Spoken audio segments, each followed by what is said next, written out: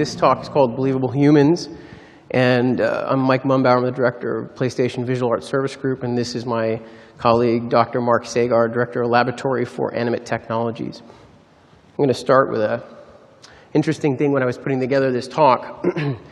There's a couple quotes in here, but this one's particularly interesting to me. You can connect the dots can't connect the dots looking forward. You can only connect them looking backwards. So you have to trust that the dots will somehow connect in your future. And this talk really is about my experience in the last 12 years in kind of the digital human space. And Mark's had even more experience with that. But my experience starts at, the talk's not on. Hang on. We didn't actually put that'll be better for you if it actually shows. There we go. At least we didn't get too far down. There's that.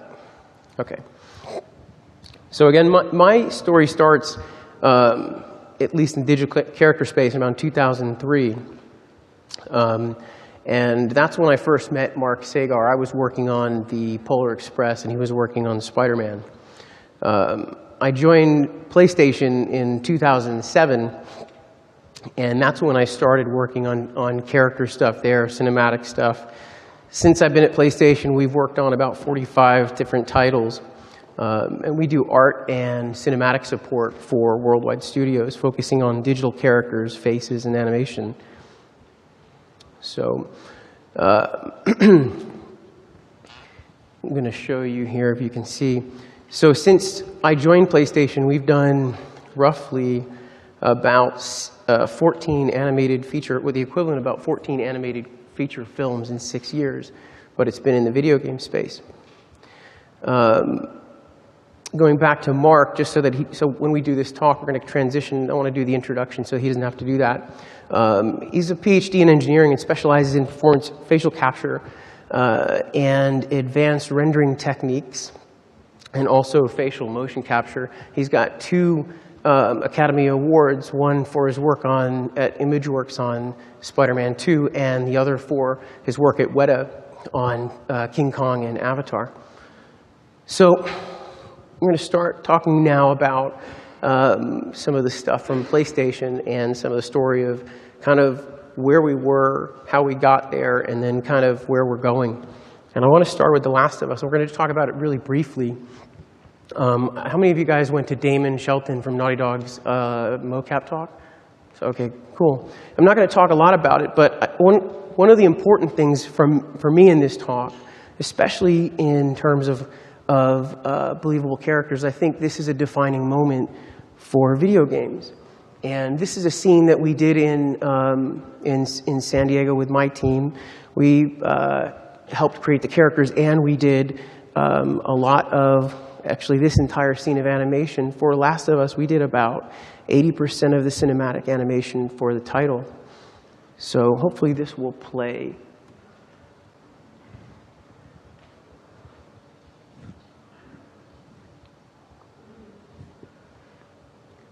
Is there audio?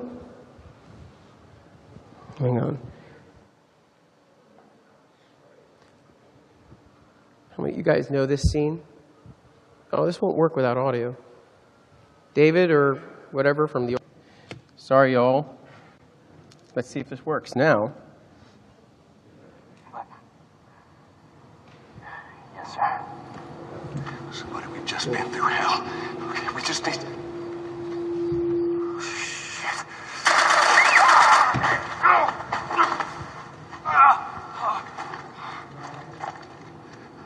Please don't.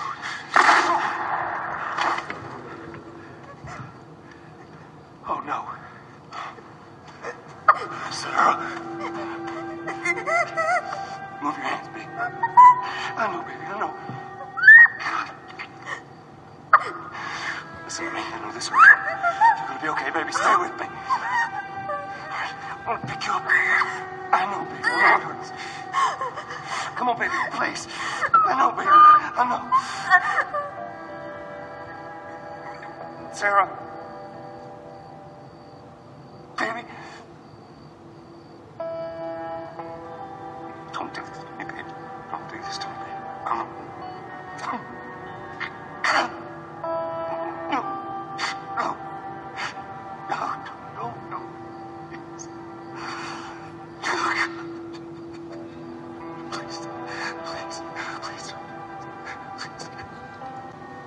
All right, we're back. Sorry to start on such a downer, but this is a pretty important moment for video games, I think. Empire called it gaming Citizen Kane moment. We've heard a couple of things like that before, but this really has a lot of emotional impact. I've watched this scene. We worked on it, and I have a hard time watching it. And I've grown up with video games since I was a kid, five years old, so really grown up with them. And maybe it's because I have two daughters of my own that I look at this and it's really hard to watch. But I think it's more than that. I think there's empathy. I think we can all relate to the characters here. We can all relate to loss. And I wondered that if we looked at this 20 years ago, if we did the same thing 20 years ago, and it looked, in the old 8-bit kind of graphic stuff, could we get the same level of empathy?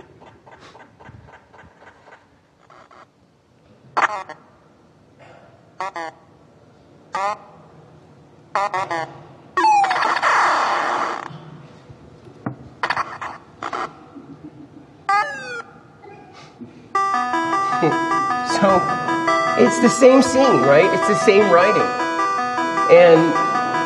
And that's how we would have done it, and that's the same music. But I'm not crying. Why? Right? It's an interesting thing to look at because it's not just the context. It really is something else.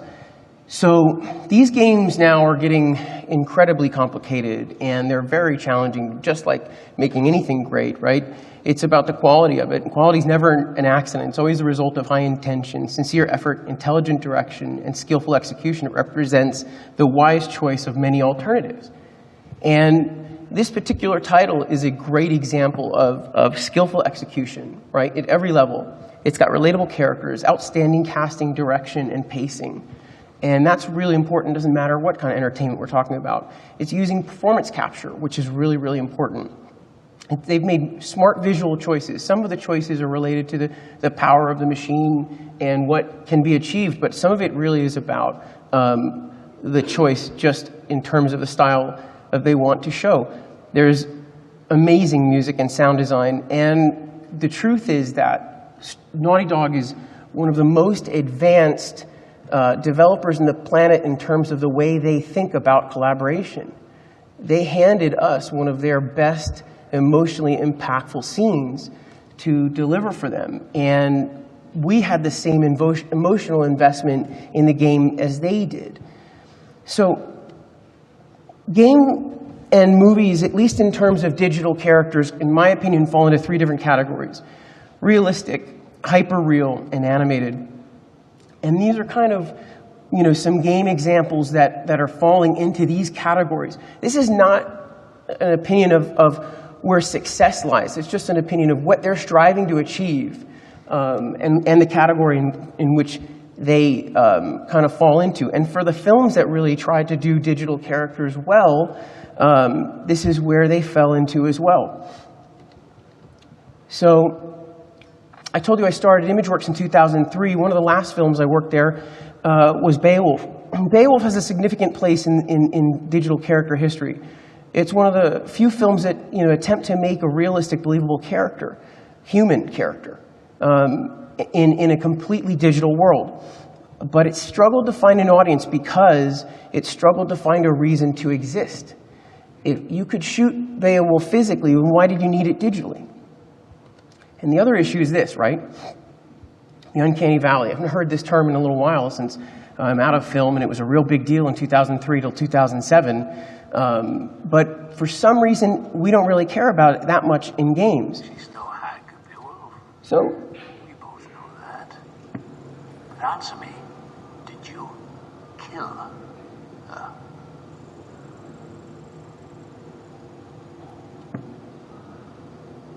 Would I have been able to escape her had I not? visually, this movie still has a lot of relevance. There's a lot of digital character stuff we would like to do, sticky lips, for instance. the shaders and the lighting, a lot of stuff is still pretty advanced even by today's standards. The issues are that you've got a fabricated digital character, Beowulf, who's not based on anyone, acting up against realistic digital double characters like Anthony Hopkins. And you know Anthony Hopkins. And so when you see Anthony Hopkins as a digital character, you know something's wrong if it's not exactly right. And what's interesting to me is if this movie had been done completely with characters that you didn't know were based on real-life characters, would you have accepted it more? Would it have been easier to watch? Maybe. I still go back and watch the movie, and even though I'm too close to the movie, I still think it's easier, and I can still watch Beowulf and don't see as creepy, I don't feel that creepiness. But I look at Anthony Hopkins, and I still get the same feeling everybody else does. And we also were, this digital character thing was a real high focus at ImageWorks at that time. And it was actually interesting because Mark was working on the image-based rendering stuff for Spider-Man, which ended up being a demo for PlayStation 3, if you guys, PlayStation 3, if you remember, during the transition. So the timing of the film, it was released in November 16th in 2007. And the commentary, obviously the reviews were mixed, and the commentary is kind of pretty clear. You can go, but I'm not going to read all the stuff because we're already behind schedule. But I'm going to tell you one down at the bottom. It says, Beowulf's a solidly gorgeous at times, borderline stolid piece of Tolkien with a joystick mythology. That's a fascinating commentary. Joystick mythology. It's referencing video games. It's relating, these critics are relating this to games, even though games at that time couldn't touch this visually. In November 19th, 3 days later, Uncharted 1 came out. Much better reception, right? This was a game that used a lot of similar ideas. Performance capture, no, it was using motion capture with animated faces. But the idea of doing digital characters was there. And there was a clear change, a clear sort of chapter shift. I started in PlayStation, this is coincidentally, kind of the dots backwards theory, on November 19, 2007. And that was the release day of Uncharted 1. But also 3 days after the release of Beowulf. So for me personally, this was a closing one chapter, right, and then opening another. And this was the first thing that I personally worked on with my team, a lot of who came down from ImageWorks with me. Hopefully I can... Two-person job. No. 3, actually. This is Uncharted 2. Speak of the devil, here she comes now. What? Chloe Fraser. Nate. Drake, Nathan, Drake. Hello, Harry. Chloe is one of the best drivers in the business. She'll take good care of us. So, Uncharted 2 had a very different reception, right? This is one of the most highest rated games on PlayStation 3, and is one of the best examples of cinematic games. And you can see even in the commentary, again, they're even saying, you don't need to make a movie of this. There's a game. It's better than you're going to see in any movie. Coincidentally, that same year, this came out. And it's interesting, Metacritic score, and this is not about Metacritic, and I'm not a fan of Metacritic, but it's a good reflection of this sort of view of the time. But it's interesting to see that Avatar, billion-dollar franchise, probably $2 billion at this point, it's an 83 Metacritic score. That's a B-, isn't it? Fascinating, but it's incredibly, it's an incredible, it's a landmark film visually, and they made very smart choices to avoid digital humans because, again, they had moved on at that point, and they had found better ways to do, the techniques were still very similar to the ones we used, but the output was very different. So looking at the evolution of the digital character, it's kind of funny.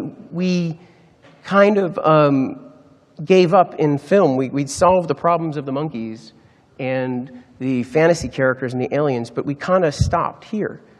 And we moved on, but that's the starting point for games. That's where games really picked up.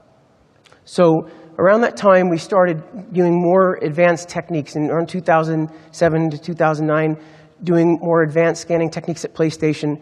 And we scanned Dennis Hopper, which should show up here, hopefully. No? Here you go. This was a title that never came out, but we were in 2007, 2008, starting to look at this digital double technique. The game was canceled not for any reason for having to do with digital doubles, but it certainly was an interesting time to even be exploring that. And now we're seeing even more of that with Kevin Spacey and the Advanced Warfare. But again, we're still, the verdict's out. It's interesting because the whole Uncanny Valley thing isn't really being discussed. People aren't too freaked out about it in games. But the technology we were using for scanning went into titles like SOCOM 4. And when we released Uncharted 3, it set a new quality bar for our titles, and the expectation for all of our titles that needed digital characters needed to be at that level. And frankly, SOCOM 4, when I was there, what the developers were doing was not at that level. What you see on the left is what they had completed. And on the right was when we entered in, we completely revamped their characters with no topology changes, no higher vertex counts, same texture, resolution. It was just a technique change, honestly. And it was a challenge to kind of convince them at the time that this was worth it. But the reality was that PlayStation 3, toward the end of that life cycle, the guy on the left just wouldn't have held up. So not only do we have to kind of do scans, but we ended up we started doing fax-based blend shapes. Because their engine could support blend shapes, we were able to get 60 blend shapes, which is pretty good for fax, although we weren't doing facial capture. And we still use the same animation techniques, and ended up getting, reasonably believable characters for what would be digital doubles, but not digital doubles that anybody would recognize. We started seeing neck bulge, and we were able to get wrinkle maps in. And we started using more advanced cinematic techniques. We also started characterizing, started pushing away from doing exact scans toward kind of stylistically moving to get to more palatable visual characters. We also played at this time, L.A. Noire had come out, played with some of the ideas of the video-based scanning, which looked like it was going to be very disruptive at the time. This is also a title that didn't come out. We did some testing. The eyeline stuff really doesn't work. And it works in a sense that if you have a viewer and you're using a fourth wall where it's talking directly to you, it works because the eyeline is at you. But beyond that, it really doesn't work. But it was interesting just to see some of the tests. We had done some tests to see how it would hold up with characters like Kratos. Could we put Kratos in a game? This was not for a game. It was just testing to see could it be done. This is not anything other than an actor in makeup, but it was interesting to see what it would do. And again, this is PlayStation 3. So at the end of PlayStation 3, we knew that PlayStation 4 was going to be a higher fidelity expectation. We were going to have to do a lot more, and we need a lot better technology, and the costs were rising, and we needed to create efficiencies. So I contacted Mark saying, we need better facial capture solutions than what we have. And all the studios are talking about building one or using off-the-shelf stuff, which doesn't seem to give us the results we're looking for. So I called him, he was at Weta at the time, at least I thought. And when I contacted him, he'd actually left Weta a week earlier and started a laboratory for digital characters working on AI.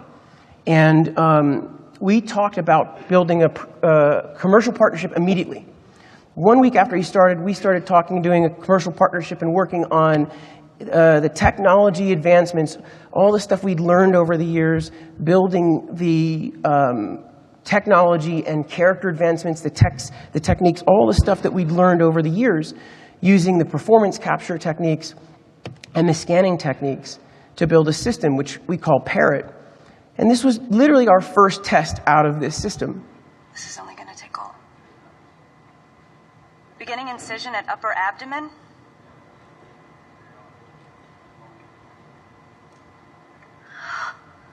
Exposed internal organs seem to produce an ultraviolet glow.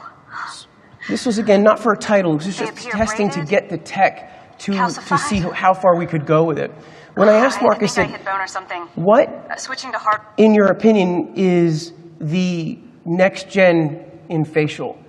He's been doing this since 1997, so if anybody knows about this, Mark knows about it. So I said, what are you looking at next? Where everybody else is looking at is a lot of stuff we talked about a decade ago and honestly did on movies a decade ago. So if I'm going to build something and we want to spend a lot of money and time on it, we want to do something that's more advanced and can honestly break some of the barriers that we hit. And interestingly enough, he told me that at that time, he said, I'm actually working on stuff for games. I'm more interested in the game space. We kind of solved King Kong and we did Avatar, and that was really cool, but I'm really interested in actually building stuff behind the face and using AI to actually drive facial animation. So that's where we're going to lead to really quickly, though. Most recently, the stuff that we've built, we revamped all of our photogrammetric scanners to build some incredibly high detailed scans, some of the highest you can possibly get out of photogrammetric scans for facial right now, and we're also working on bodies. And it was done with a partnership with Sony Electronics because we have cameras. We have a really good camera division that we didn't have access to at the time, and we had to build custom software, which is kind of a pain in the ass, but we did that and it paid off. And we were able to immediately put that work into the order. And so the order is a culmination of a lot of techniques, of all of the years of these things in one place, using the best performance capture techniques, using the best scanning techniques. And we still had stuff to learn, but I think if you look at what Ready at Dawn had achieved, coming from a PSP developer to a PS4 developer, with no generation knowledge between. It's remarkable. And they're actually setting the bar in the industry in terms of visuals. They're not getting recognized, I believe, as fairly as they should. And there's certainly an interesting commentary going on that's kind of a little bit of a rebound effect. They're getting too close to film, and now games are sort of pushing back, saying that's too film-like. And it's sort of ironic because games have been a safe haven for innovation, especially in the digital character space. Games like L.A. Noire, even though there were flaws and the disconnect between the body and the eyes were, frankly, very, very difficult to look at, but people really were okay. And the critics were thrilled. And the issue is that we are getting too close to film, and for some reason, now we're getting pushback. It's interesting.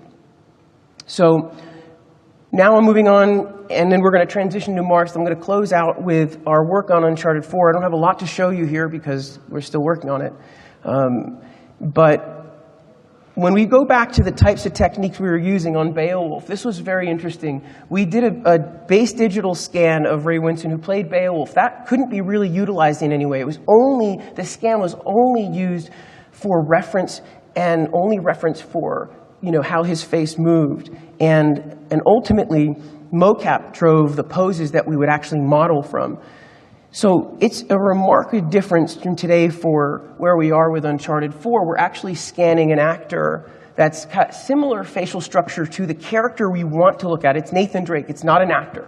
It's not based on an actor. But these facial shapes have resemblances to the character we want. And we're using these blend shapes to influence the rig directly, which thereby make the animation a lot more, much higher fidelity and a lot higher accuracy, and also just in much better overall. Here's an interesting example. This is the blend shapes we used, about 70 on SOCOM, and this is about 180 on the Order, and we're about 1,000 on Uncharted 4. So you can see the fidelity. Now, how all those blend shapes, they won't all be used in the engine. They're going to drive a rig, but we're using what we call micro-expressions to define all these really, really core shapes that are really important to get the kind of fidelity we need.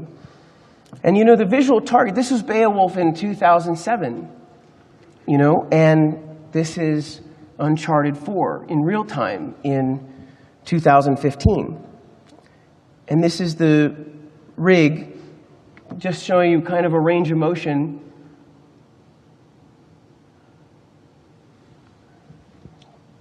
I can't really show you any of the solves or animations. We are using all of the techniques the scanning techniques, the motion capture techniques, all the animation techniques that we've learned along the way.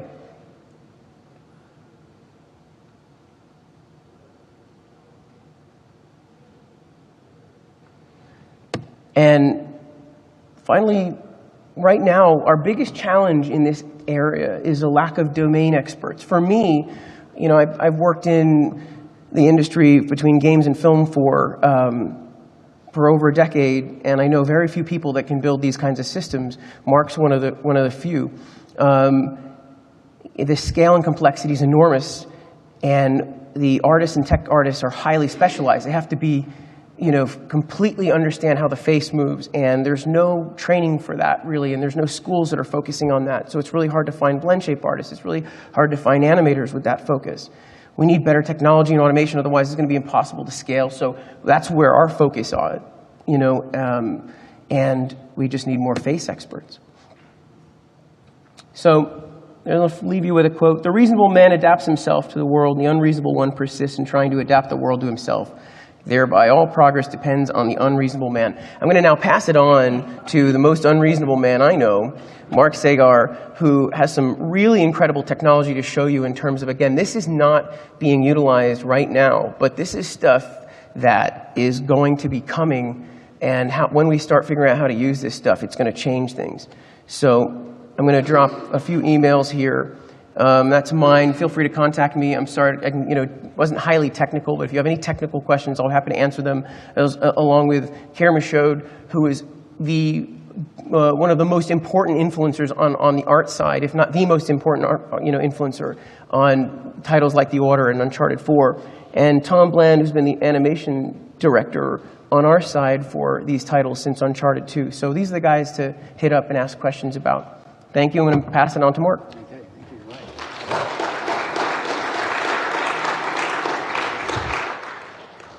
Just check the audio works now. So it's coming through this jack here. Yeah, great, thank you. Okay, so thank you very much, Mike. Thank you for the unreasonable characterization. That's fine. Yeah. So this is I'm going to take that to an extreme now. So one of the things which interested me about digital characters was, so this is going to be a slightly different tack on the whole creating human aspect. This is really a bit more about creating behavior. So how do you create the inner life of a character? Now, the thing is, which Mike's talked about in a lot of detail, is the face. And the face is our primary means of communication and expression. So it's critical that you get the expressions right, because that communicates the information that's telling you what the character's mental state is. And the face's identity has to be right. So that's like the Anthony Hopkins example. The face is your signature. It's very important to get right. So this is a film that we made in 1999, a short film. It was in the SIGGRAPH Electronic Theatre. And for this, I wanted to digitally age an old woman. This is 10 years before Benjamin Button. And what we're doing here is sort of creating a character. It's a digital character that we want to basically make you think about what she's thinking. So she's just supposed to be remembering things. We're trying to make you think about the mental world of a character that doesn't exist. And that really got me thinking about, how that's done. And so a lot of the films that I worked on, like especially King Kong and Avatar, were about how do you make a digital character appear like a conscious thinking being. And, that's basically, you have to pay a lot of attention to what's going on in the face, the most subtle things. Like characters like King Kong don't speak, so the emotional weight of that is coming through the most subtle movements. And that really got me thinking about, okay, well, what are the symphonies of our facial movement? How are they composed? Because that's the music of the face, which is coming across. And our behavior, what's expressed on the face, is actually the result of a very complex, multi-scale system. It depends on how you feel at the time, whether you had lunch, what your thoughts are, what your history is, how you express that, and then somebody else's reaction. So the whole believability of a character in a scene depends on the context. Does everything tie together? So to be unreasonable, we thought, can we actually model this? So can we actually create models which integrate these different elements? And so what we're doing in my lab is creating autonomous animation. So we're basically simulating faces and simulating brains and putting these together. And we're trying to do it in real time. But the motivation there is that for a computer to really simulate a human face behavioring, you have to simulate its brain and body too. So here's an overview of our architecture. So we're basically creating a system to build artificial nervous systems. So what it does is it interconnects sensors and effectors with expressive displays, but through a brain. And so the brain will do multimodal association. It evaluates things. In robotics, this would create movement. We're really working on how does the computer convey how it feels, how does it express itself, and then how does that connect into a loop to people that it's interacting with. So basically, I set up this lab just when Mike had called to do exactly this, because this is where I wanted to go. Ultimately, I want to create a conscious computer. It might be impossible, but it's a really fun challenge. So really, so that's the unreasonable bit. So what we're doing is we're combining bioengineering, neuroscience, sensing, and computer graphics, and putting these things together to basically embody models of the brain with faces that you can interact with. There's two reasons for this. One of it is to basically explore theoretical models of brain function. The other thing is a human-computer interface technology. And so games fit somewhere in between that. And so the way we look at the face is as an instrument. And so what we're doing is really building a synthesizer. And so we want to look at, well, what's the information that we're conveying? You know, how does the facial information get across if you're really boiling it down? And, you know, ultimately it's muscle activation. So those are the notes, the musical notes of the face, if you like. So Paul Ekman in the 70s basically came up with a system to sort of encode these different muscle groups. So that's been used a lot in film and games. And so one of the things, though, is it's really hard to generate these shapes. So this is a particular thing I was looking at is creating a biomechanical model of the face so that we could automatically generate these blend shapes. So what you're looking at now is a physics-based simulation of a human face. It's a finite element model. So it's my face because I was a guinea pig. But basically, we now digitally activate these muscles, and it's creating the shapes. These aren't being sculpted. They're being actually created by a physics simulation. Now what we're going to do is just start activating all the muscles randomly. And the physics simulation is doing all the flesh movement, it's doing all the collision detection. And this only works if you get the anatomy really in a lot of detail and really right with all the multiple complex material properties and sliding properties of skin and so forth. So it's not an easy job, but this was sort of the stuff that I was doing in the past. And what I really wanted to do was to create the control system for this. So what we're really doing in my lab is essentially creating nerve animation. So how do we create animation which animates the nerves which drive the face? So if we do this, and I believe that it's ultimately going to be necessary to do this because this is what conveys the subtlety of what a face can really do. So people have strokes, for example, half the face will be paralyzed, but they'll smile naturally because the emotional system driving the face is different from the cognitive system. So there's a whole bunch of things like that. So the meat of the stuff that we're doing is what we call brain-based computing. So it's neurobehavioral models. So how do you create a digital character to really want to do something? It has to have its own inner life. So for example, so what we're doing is essentially neurobehavioral animation. So if my blood sugar level is low, I'll get hungry, and then I'll start seeking food. And that motivates my behavior.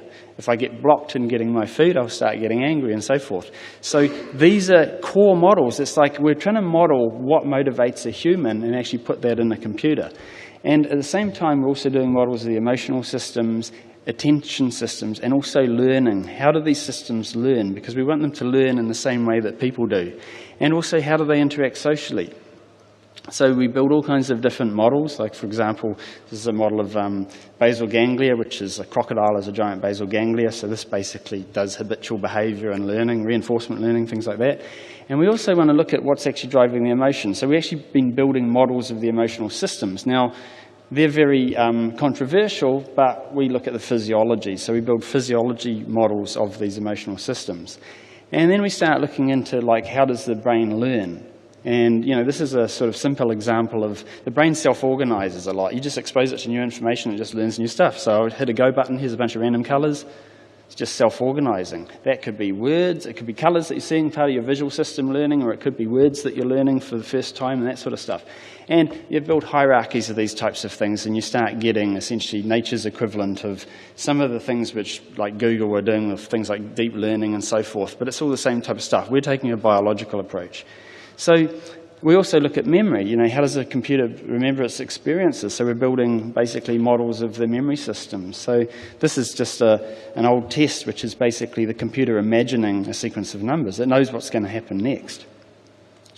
So this is like a computer imagining something. So then we start, you know, like looking around. So there's been lots of interesting computational neuroscience and cognitive science models out there. But what happens if we put them together and actually embody them? And how do you even do that? And so to do that, we've basically built essentially a Lego system. It's really a brain Lego system, but because of trademark stuff, we've basically called it brain language. And what it does is it combines neural networks, sensors, graphics, all kinds of stuff, so you can just plug it all together and build very complex systems. So I'll show you a really simple system. So what we're looking at here is a very simple circuit down on the right. This is like the knee reflexor circuit. So basically we'll sort of connect a few things together, whack the knee. And so we're simulating the spinal cord circuit, which gives you a knee reflex, and then you can kind of see all the parameters. So what our system does is it's a continuously integrating system. So you can basically see what each neuron is doing, you know, live, and you can investigate that while the model is running. Now, basically, to give you an example of, you know, how to put all these things together, we've started off as simple as we can on a human, which is a baby. So this is called Baby X. And so Baby X, here's the real baby. So this is kind of like a baby capture. Now here's the real baby for the very first, having solid food for the very first time. So the baby's having a fundamentally new experience. And it gets a whoa moment. Now we want the computer to do that too. So anyway, we start basically building up 3D models of the baby. Had to do that when my wife was asleep, so with the scanner, because I would have got in trouble. And so then we start building a biomechanical model of the baby and activate the biomechanical baby's muscles, because you can't get real babies to do what you want, but you can simulate them. And then we start putting in a bunch of the different types of brain systems which are driving the various aspects of the baby. So I'll just quit out of the presentation for a second and fire up a quick demo here. Now, what's actually happening now is the brain is compiling itself. It's literally compiling at runtime. So it's kind of like a Python or something like that, but it's basically building all the connections and things like that. So baby, here she is. Okay, so she can see in here. So if I make a loud noise, she'll get a fright. We can kind of zoom in.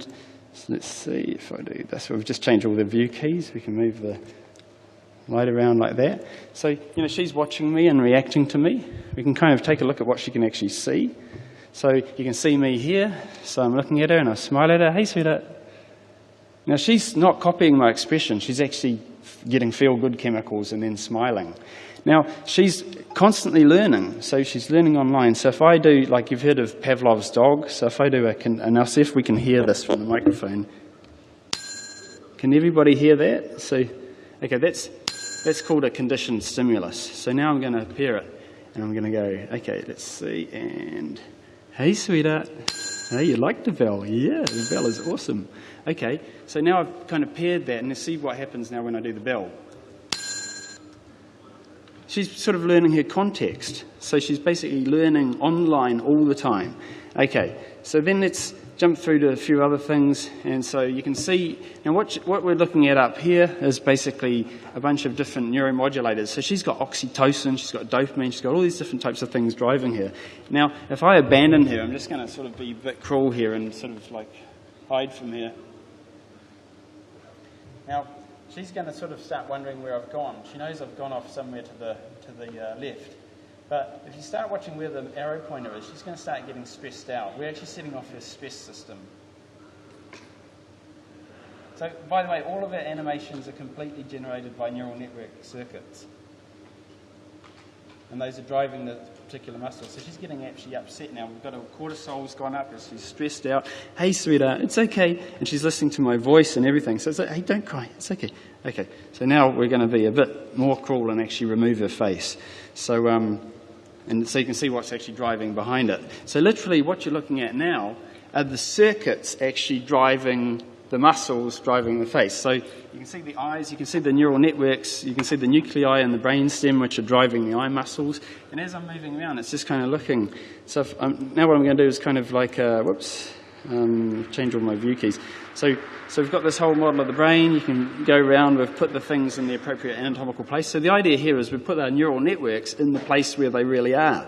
And now we're going to we can zoom into the brainstem and do stuff. We can even do other sorts of things here. So because the model's based on these computational neuroscience models, we can do all kinds of things. Like if I do this, I'm actually going to, I don't know if you can see this green light pumping up there, but what I'm doing is I'm actually like overriding the sort of, there's a whole thing called a thalamocortical loop, which is the cortex sends stuff down to the thalamus, and that's a feedback loop, and if that builds up, you actually do something, and if it shuts down, you don't. So what we're kind of simulating now is actually Huntington's disease. So this is a case where people basically, all the muscles are moving too much. We can do the opposite and kill off those cells, and now it shuts down this feedback loop. This is Parkinson's disease. People want to move, but they can't. But we can build these things into the model.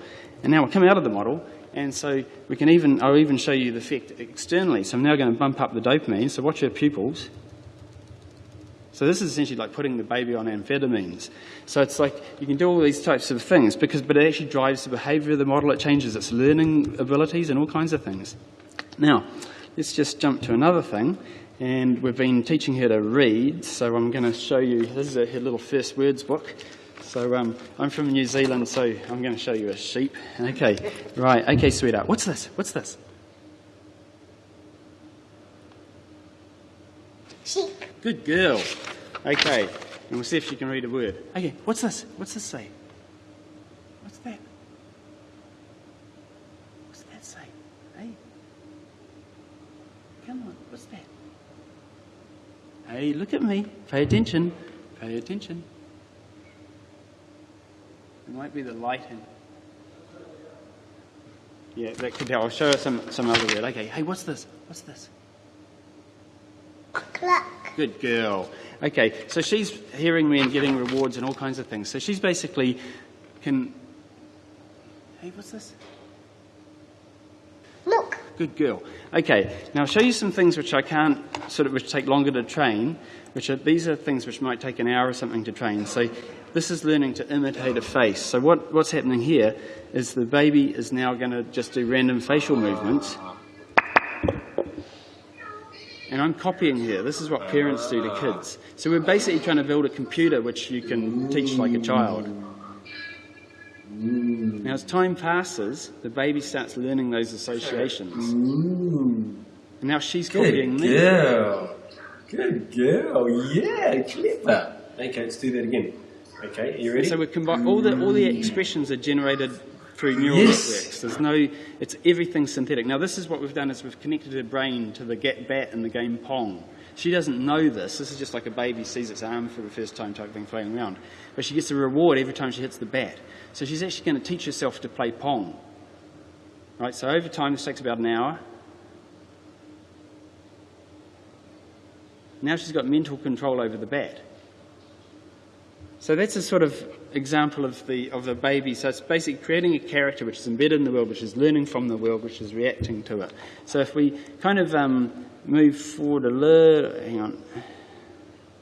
Yeah, so I'll just show you an adult model that we're working on. So we don't just build babies, we're also building adults. So this is called Ziza.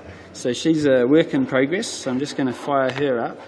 Now let's see, where's this? Okay, so Ziza's basically first job is going to be in the airport as a it doesn't require too much intelligence, but she's going to be like check you in and stuff. So but anyway, but she's just being built at the moment. So I'll just show you a bit of stuff so you see where we're at with it. So there she is. I don't know if you can see it. Yep. So and then we can let's see. So zoom in on her. Let's see, wrong button. So if we look at the types of things, she's got all kinds of controls. Now I'm just going to find my mouse. It's gone bullshit. I've lost my mouse. Oh, there it is. It's over there. This is weird. Okay. Oh, no, yeah, a bit there. And then I was trying to get this control panel. The mouse I can't see on the... There we go. Okay, so she can do various behaviours, so we'll just get her saying something. Hello. How can I help you? Thank you. So all the time she's reacting Goodbye. to, she's actually watching the Excuse customers me? and interacting with her. These are I don't just understand. sort of canned things that she says. I understand. Yes. No. Now, as she's doing all this sort of stuff, No. what we can do is we can start like messing around with it, you know, Maybe. we can change her expression, you know. Changes the whole sort of feel of what she's doing. Hi there. Like if I Are do you sure something you've got the right like, you know, floor? make her a bit disgusted, you know, sort of, so we How can are do you? all these things live. Now this is just How literally are you? changing sort of expressions and stuff like that. I'm But one of the fine. other things that And we can you? do is we can now start I'm fine. activating And you? her own sort of Sorry. emotional neural network. So Sorry. if we start doing things like this, if See I you. start saying something, I'll What just would wait you for her like to me do finish. today? You're welcome. Okay. I don't know. Okay, there we go. So now if we now start say something sort of disappointing happens to her. So these are all being generated in real time and they'll never be the same. And basically, you know, these things still so she starts feeling bad about it until she's just completely shuts down. She's completely depressed. And now we can do other sorts of things like, you know, say something's happening. She's not sure how she feels about that. And then, you know, starts getting sort of irritated by it. So these are all sorts of things which were being generated live. Now we can kind of overlay everything. Hello.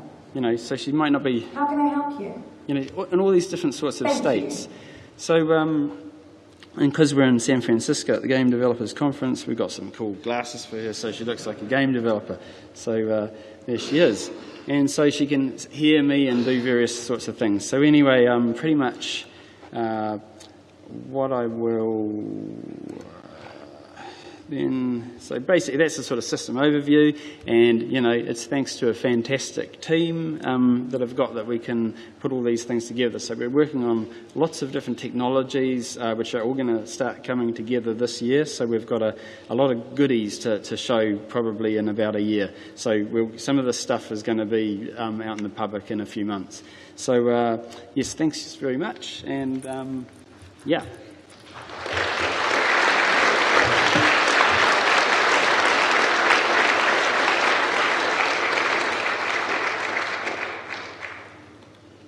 I think somehow we miraculously made it on time. I just Yeah. went through No, even all the hiccups. Sorry about the hiccups, guys. Thank you guys for coming. I guess we have like 3 minutes. You guys, anybody have any questions? Nope? Awesome. Okay, thanks.